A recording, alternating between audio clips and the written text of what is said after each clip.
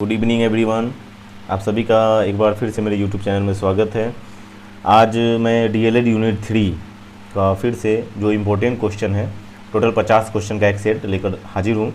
तो आप लोग फिर इस वीडियो को फिर शुरू से अंत तक देखेंगे। चलिए स्टार्ट करते हैं।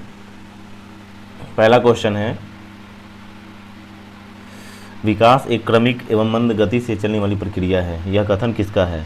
तो इसका आंसर हो जाएगा स्किनर का। दूसरा क्वेश्चन है, विकास कभी न समाप्त होने वाली प्रक्रिया है, यह विचार किससे संबंधित है? तो इसका आंसर है निरंतरता का सिद्धांत से संबंधित है। अब नेक्स्ट क्वेश्चन की तरफ चलते हैं। नेक्स्ट क्वेश्चन है, मानव विकास के किस अवस्था में बच्चों के सीखने की गति सर्वाधिक होती है? तो इसका उत्तर हो जाएगा शैशवावस्था में।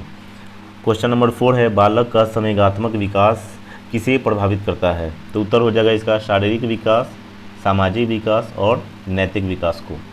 क्वेश्चन नंबर 5 है, विद्यालय की शिक्षा व्यवस्था का केंद्र बिंदु क्या होता है? तो इसका सही उत्तर है पाठ्यचर्या। पाठ्यचर्या जो होता है विद्यालय की शिक्षा व्यवस्था का केंद्र बिंदु होता है। अब नेक्स्ट क्वेश्चन की तरफ बढ़ते हैं। क्वेश्चन नंबर 6 है, पाठ्यचर्या की संकल्पना के संदर्भ में सबसे चर्चित परिभाषा किस विचारक की मानी जाती है? तो इसका सही उत्तर है कनिंघम की। क्वेश्चन नंबर 7 है, पाठ्यचर्या की अवधारणा में किसे शामिल किया जाता है? तो इसका उत्तर हो जाएगा विषय वस्तु, उद्देश्य तथा संगठन को। क्वेश्चन नंबर 8 है, पाठ्यचर्या का निर्धारण किस आधार पर किया जाता है? तो इसका आंसर है दार्शनिक, मनोवैज्ञानिक तथा समाजशास्त्रीय आधार पर। क्वेश्चन नंबर 9 है, किस पाठ्यचर्या की रचना आदर्शों, विचारों तथा शाश्वत मूल्यों के आधार पर होती है? इसका सही आंसर है आदर्शवादी पाठ्यचर्या। यानी जो आदर्शवादी पाठ्यचर्या होती है, इसकी रचना आदर्शों, विचारों और शाश्वत मूल्य यानी जो अटल सत्य है, जो कभी बदल नहीं सकता, इसके आधार पर होती है। चलिए नेक्स्ट क्वेश्चन की तरफ बढ़ते हैं।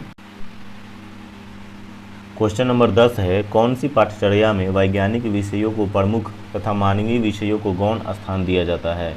इसका सही आंसर है प्रकृतिवादी पाठ्यचर्या में। क्वेश्चन नंबर 11 है, शिक्षा में मनोवैज्ञानिक प्रकृति से क्या तात्पर्य है? इसका आंसर है शिक्षा को मनोविज्ञान पर आधारित होने से। उसके बाद क्वेश्चन नंबर 12 देख लेते हैं। क्वेश्चन नंबर 12 है, किसके अनुसार शिक्षा का प्रमुख उद्देश्य सुखी एवं वास्तविक जीवन की तैयारी हेतु ज्ञानेंद्रियों का विकास तथा प्रशिक्षण करना है, बालकों को प्रकृति एवं सामाजिक वातावरण से परिचित कराकर उसे व्यवसायिक कुशलता प्रदान करना है। इसका सही आंसर हो जाएगा यथार्थवादी शिक्षा। उसके बाद क्वेश्चन नंबर 13 पे चलते हैं। मनोवैज्ञानिक दृष्टि से पाठ्यचर्या निर्माण में मुख्य निर्धारक क्या क्या है? तो इसका सही आंसर है परिपक्वता एवं विकास, व्यक्तिगत भिन्नताएं तथा अभिप्रेरणा।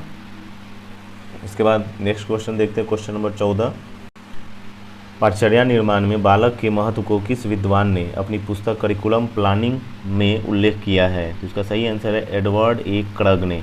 ये क्वेश्चन ऐसे भी पूछा जा सकता है कि करिकुलम प्लानिंग किसने लिखी है? तो एडवर्ड ए क्रग, ये बहुत बड़े शिक्षाविद और मनोवैज्ञानिक भी हैं। उसके बाद क्वेश्चन नंबर 15 देखते हैं। एनसीएफ का विस्तृत रूप क्या है? ये पूछा जाता है एग्जाम में, एनसीएफ का फुल फॉर्म। तो इसका होता है नेशनल करिकुलम फ्रेमवर्क। अब आगे चलते हैं क्वेश्चन नंबर 16 की तरफ। क्वेश्चन नंबर 16 है, पाठ्यचर्या में छात्रों के दैनिक जीवन से संबंधित कार्य शिक्षा को सम्मिलित करने का प्रत्यक्ष प्रभाव छात्रों के किस कौशल के विकास पर पड़ता है? तो इसका सही उत्तर है विश्लेषणात्मक कौशल। उसके बाद क्वेश्चन नंबर 17 देखेंगे, किस विद्वान ने एक नवीन सामान्य सामाजिक विज्ञान समाजशास्त्र को जन्म देकर शिक्षा समाजशास्त्रीय प्रकृति को पूर्ण बना देने की सुदृढ़ आधारशिला रखी? तो इसका सही आंसर हो जाएगा अगस्त काम्टे ने। उसके बाद क्वेश्चन नंबर 18 देखेंगे। क्वेश्चन नंबर 18 है, शिक्षा का कार्य बालक की अंतर्निहित शक्तियों का विकास करना है, यह कथन किसका है? तो सही उत्तर हो जाएगा पेस्टालोजी का। अब क्वेश्चन नंबर 19 की तरफ चलते हैं। क्वेश्चन नंबर 19 है, किसी बालक के विकास को प्रभावित करने वाला बाह्य कारक क्या है? तो इसका सही आंसर है भौतिक वातावरण। ये बाहरी कारक होता है जो बालक के विकास को प्रभावित करता है। क्वेश्चन नंबर 20 है, बाल विकास का कौन सा सिद्धांत यह बताता है कि शारीरिक विकास की दृष्टि से पिछड़े बालक संवेगात्मक, सामाजिक और बौद्धिक विकास में भी उतने ही पीछे रह जाते हैं? इसका सही आंसर हो जाएगा परस्पर संबंध का सिद्धांत। उसके बाद क्वेश्चन नंबर 21 देखेंगे। क्वेश्चन नंबर 21 है, किशोरावस्था में किशोरों की सबसे नाजुक एवं संवेदनशील समस्या क्या होती है? तो सही उत्तर है यौन संबंधी समस्या। उसके बाद क्वेश्चन नंबर 22 है, मानव विकास की किस अवस्था के बाद व्यक्ति परिपक्व हो जाता है? तो सही उत्तर है किशोरावस्था। उसके बाद क्वेश्चन नंबर 23 देखेंगे। क्वेश्चन नंबर 23 है, वृद्धि एवं विकास को प्रभावित करने वाला प्रमुख कारक क्या है? तो सही उत्तर है इसका वंशानुक्रम, अंतःस्रावी ग्रंथियाँ तथा पोषण।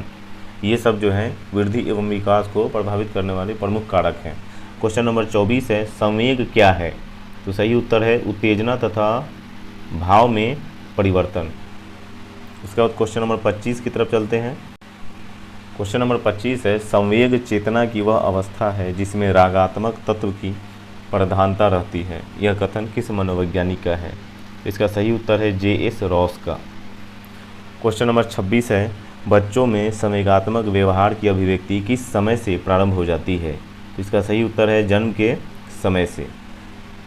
नेक्स्ट क्वेश्चन की तरफ चलते हैं। क्वेश्चन नंबर 27 है, लगाव यानी भावात्मक सिद्धांत किसने प्रस्तुत किया था? तो सही उत्तर है जॉन बॉल्बी ने। जॉन बॉल्बी ने लगाव का सिद्धांत प्रस्तुत किया था। इसे ऐसे भी पूछा जा सकता है परीक्षा में कि भावात्मक सिद्धांत किसने प्रस्तुत किया था? तो सही आंसर हम लोग जॉन बॉल्बी मारेंगे। अब नेक्स्ट क्वेश्चन की तरफ चलते हैं। क्वेश्चन नंबर 28 देख लेते हैं। क्वेश्चन नंबर 28 है, किस सिद्धांत के अनुसार संवेग एवं शारीरिक अनुक्रिया का संबंध कारण तथा प्रभाव से होता है? तो इसका सही उत्तर है जेम्स लेंज का सिद्धांत। अब आगे चलते हैं क्वेश्चन नंबर 29। क्वेश्चन नंबर 29 है, नैतिक विकास की अवस्था के सिद्धांत का प्रतिपादन किसने किया? तो सही उत्तर है लॉरेंस कोहलबर्ग ने। उसके बाद क्वेश्चन नंबर 30, स्केचर सिंगर सिद्धांत को किस अन्य नाम से जाना जाता है? तो सही उत्तर हो जाएगा द्विकारक सिद्धांत। उसके बाद क्वेश्चन नंबर 31 देखेंगे। क्वेश्चन नंबर 31 है, कोहलबर्ग द्वारा प्रतिपादित नैतिक विकास के सिद्धांत के अनुसार पूर्व नैतिक अवस्था की अवधि क्या है? इसका सही उत्तर हो जाएगा 4 वर्ष से लेकर 10 वर्ष। क्वेश्चन नंबर 32, कोहलबर्ग द्वारा प्रतिपादित नैतिक विकास की अवस्था के सिद्धांत के अनुसार नैतिक या चारित्रिक विकास की चरम अवस्था क्या है? तो सही उत्तर हो जाएगा आधार युक्त आत्मचेतन अवस्था। उसके बाद क्वेश्चन नंबर 33 देखेंगे। क्वेश्चन नंबर 33 है, जीन पियाजे क्या थे? तो सही उत्तर हो जाएगा मनोवैज्ञानिक। उसके बाद क्वेश्चन नंबर 34 है, जीन पियाजे ने नैतिक विकास की कितनी अवस्थाओं का उल्लेख किया है? तो सही आंसर है 2। ये सही आंसर है 2, लेकिन कौन कौन है? तो यहाँ बताया गया है प्रायत नैतिकता की अवस्था एवं स्वायत्त नैतिकता की अवस्था, ये जीन पियाजे ने बताया है। उसी तरह अगला क्वेश्चन देखेंगे। क्वेश्चन नंबर 35 है, जीन पियाजे के अनुसार बच्चों में स्वायत्त नैतिकता की अवस्था क्या है? तो सही आंसर है 9 वर्ष से 11 वर्ष। क्वेश्चन नंबर 36 देखेंगे, बचपन को प्रभावित करने वाला मनोसामाजिक कारक कौन कौन है? तो ये कौन कौन से कारक हैं? तो सही उत्तर हो जाएगा शारीरिक बनावट, संवेगात्मक स्थिति तथा साथी समूह। उसके बाद क्वेश्चन नंबर 37 देखेंगे। क्वेश्चन नंबर 37 है, फुदकना किस प्रकार का गत्यात्मक कौशल है? तो सही उत्तर हो जाएगा स्थूल गत्यात्मक कौशल।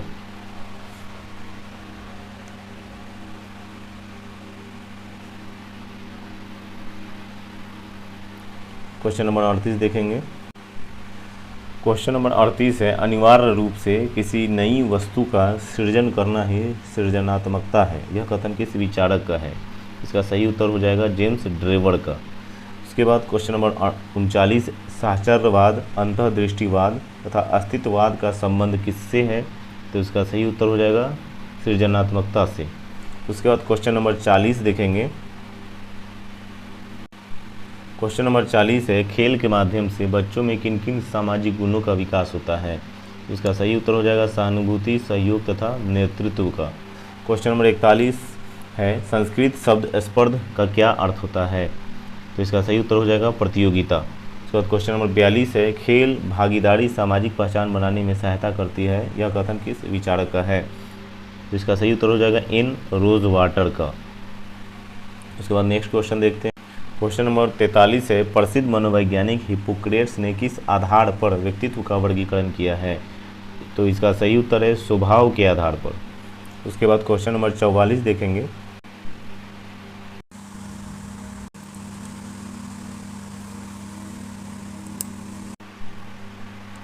क्वेश्चन नंबर 44 देखेंगे, व्यक्तित्व किसी व्यक्ति के विशेष गुणों का अनुपम पैटर्न है, यह कथन किस विचारक का है?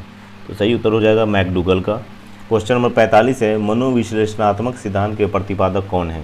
तो उत्तर है सिगमंड फ्रायड। अब आगे बढ़ते हैं अगले क्वेश्चन की तरफ। क्वेश्चन नंबर 46 है, सिगमंड फ्रायड के व्यक्तित्व की संरचना के कितने स्तर है? तो इसका सही उत्तर है 3। कौन कौन है? तो चेतन, अर्धचेतन और अचेतन, ये इसके 3 स्तर हैं। उसके बाद क्वेश्चन नंबर 47 है, अंतर्मुखी व्यक्तित्व की विशेषता क्या है? तो उत्तर हो जाएगा लज्जाशील, मितव्ययी और आज्ञाकारी, ये इसकी 3 विशेषता है। अब क्वेश्चन नंबर 48 की तरफ चलते हैं। व्यक्तित्व के विकास के क्या आयाम हैं? तो इसका सही उत्तर है शारीरिक, मानसिक तथा संवेगात्मक आयाम है। उसके बाद उसी तरह क्वेश्चन नंबर 49 देखेंगे, एरिक्सन के मनोसामाजिक सिद्धांत का प्रथम चरण क्या है? तो सही उत्तर है विश्वास बनाम अविश्वास। क्वेश्चन नंबर 50 है, व्यक्तित्व के सामाजिक शील गुण क्या है? तो उत्तर है आत्मविश्वास, नेतृत्व तथा उत्तरदायित्व, ये व्यक्तित्व के सामाजिक शील गुण हैं। तो इस तरह से आज का हमारा ये टोटल 50 क्वेश्चन हो गया। और जो लोग नए हैं मेरे वीडियो को, वो कृपया लाइक, शेयर एंड सब्सक्राइब कर दें। और पहले भी मैंने बताया था आप लोगों को कि ये जो PDF है ये मैंने खुद से बनाया है। मैं सारे PDF खुद से ही बनाता हूँ, किसी का मैंने कॉपी नहीं किया है। तो जो लोग भी मेरे चैनल पर इस वीडियो को देख रहे हैं, अगर उन्हें ये चाहिए PDF, तो उनके सारे DL यूनिट वाइज अलग अलग यूनिट 1, 2, 3 का सब उनको उपलब्ध करा दिया जाएगा। डिस्क्रिप्शन में टेलीग्राम का या व्हाट्सएप का आपको नंबर दिया जाएगा, उस पर आप संपर्क कर सकते हैं। धन्यवाद आप सभी का।